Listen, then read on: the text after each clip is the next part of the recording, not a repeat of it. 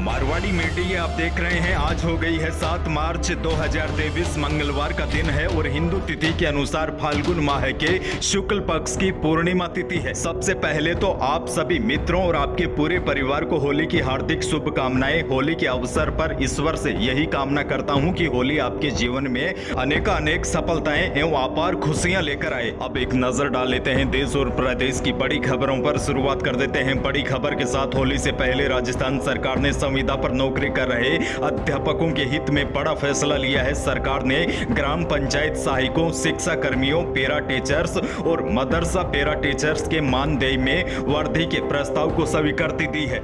प्रस्ताव के अनुसार Rajasthan contractual hiring to civil post rules 2022 के तहत ग्राम पंचायत सहायकों, शिक्षा कर्मियों, पैरा टीचर्स व मदरसा पैरा टीचर्स के मासिक मानदेय को बढ़ाकर 16,900 रुपए कर दिया गया है। हालांकि आपको बता दूं, इस बढ़ोतरी का लाभ बीएड, बीएसटीसी अथवा डीएलईडी की शैक्षणिक योग्यता वाले संविदा कर्मियों को देय होगा। अगली बड़ी खबर राजस्थान के बासिंदों के लिए एक और बड़ी खबर आई है। राजस्थान में एक बार फिर से ग्रामीण परिवहन बस सेवा शुरू होने जा रही है। मुख्यमंत्री गहलोत की बजट घोषणा के तहत ग्रामीण परिवहन बस सेवा को अप्रैल के आखिरी या मई की शुरुआत में शुरू कर दिया जाएगा। दरअसल ग्रामीण स्तर पर यह सेवा फिर से शुरू होने से हजारों ग्राम पंचायतें आपस में जुड़ जाएगी। इससे ग्रामीण इलाकों में परिवहन व्यवस्था भी सुगम हो सकेगी। राजस्थान रोडवेज के अधिकारियों की माने तो ग्रामीण परिवहन से वंचित करीब 6,000 पंचायतों को फिर से ग्रामीण परिवहन बस सेवा को जोड़ने की कोशिश है। यह बसें पीपीपी मोड पर संचालित होगी। वैसे आपको बता दूं, साल 2012 में ग्रामीण परिवहन बस सेवा को शुरू कर दिया था। तब प्रदेश में 625 बसें संचालित भी हो रही थी, लेकिन बाद में 2017 में इस योजना को घाटे की योजना बताते हुए इसे बंद कर दिया था।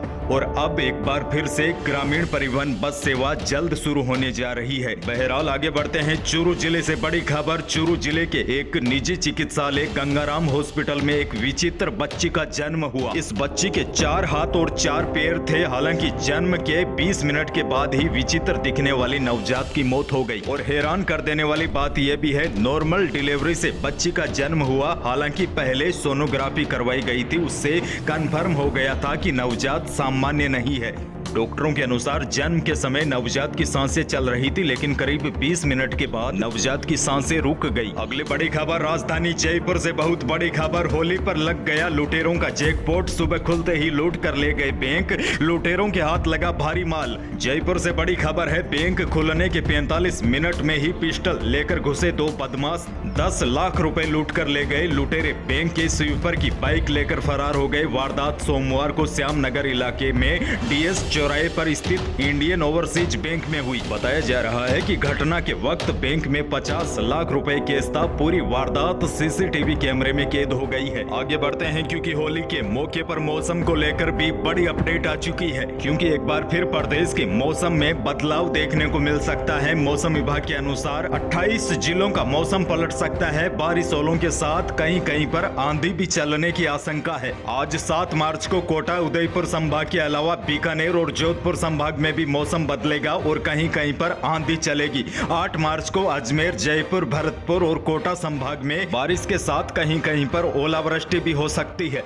बड़ी खबर यह है, आज नागौर, जोधपुर, जालोर, जैसलमेर, हनुमानगढ़, चूरू, बीकानेर, उदयपुर, टोंक, सीकर, दौसा सहित कई जिलों में बादल छाने और कई स्थानों पर ओले गिरने और बिजली चमकने के साथ तेज आंधी चल सकती है। अगली बड़ी खबर, 12वीं बोर्ड की परीक्षाएं 9 मार्च से 12 अप्रैल तक चलेगी। शिक्षा विभाग ने परीक्षा की तैयारियों को अंतिम रूप दे दिया है। ब्लॉकवार गठित परीक्षा केंद्रों पर रविवार को परीक्षा सामग्री भी पहुंचा दी गई है। विद्यार्थियों में परीक्षा के तनाव को कम करने के लिए बोर्ड ने इस बार सीबीएसई पैटर्न पर टाइम टेबल सेट किया है। अनिवार्य सहित जिन विषयों में विद्यार्थियों की संख्या अधिक है, उन विषयों के पेपर 20 मार्च के बाद होंगे। 12वीं परीक्षा के तहत 9 मार्च को पहले दिन मनोविज्ञान का पेपर होगा।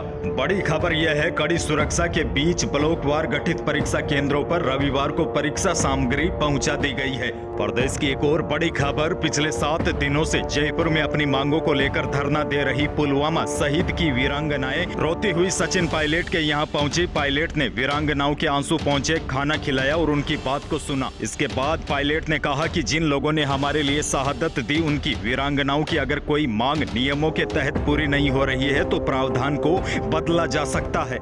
पायलट ने कहा कि अगर सरकार चाहे और उनकी इच्छा शक्ति हो तो समाधान निकाला जा सकता है। साथ ही में पायलट ने कहा कि जिन पुलिसकर्मियों ने वीरांगनाओं के साथ अभद्रता की है वह निंदनीय है और ऐसे पुलिसकर्मियों के खिलाफ कार्रवाई होनी चाहिए। दरअसल वीरांगनाओं ने रोते हुए कहा कि सरकार हमारी मांगे सुनने को तैयार नहीं है, हमें प्रियंका गांधी से मिलवाए, आप हमें न्याय दिलवा सकते हैं। पिछले 7 दिनों से हम बिना खाए पिए बैठे हैं लेकिन किसी ने हमारी सुध नहीं ली। वीरांगनाओं ने कहा कि जब मुख्यमंत्री से मिलने जाने लगे तो पुलिस ने हमारे साथ इतनी बदतमीजी की जो बता नहीं सकते। यही थी देश और प्रदेश की कुछ बड़ी और महत्वपूर्ण खबरें। वीडियो को लाइक करना बिल्कुल न भूलिए और चैनल पर नए हैं तो सब्सक्राइब भी कर लीजिएगा ताकि आप अपडेट रहे बड़ी खबरों से। धन्यवाद।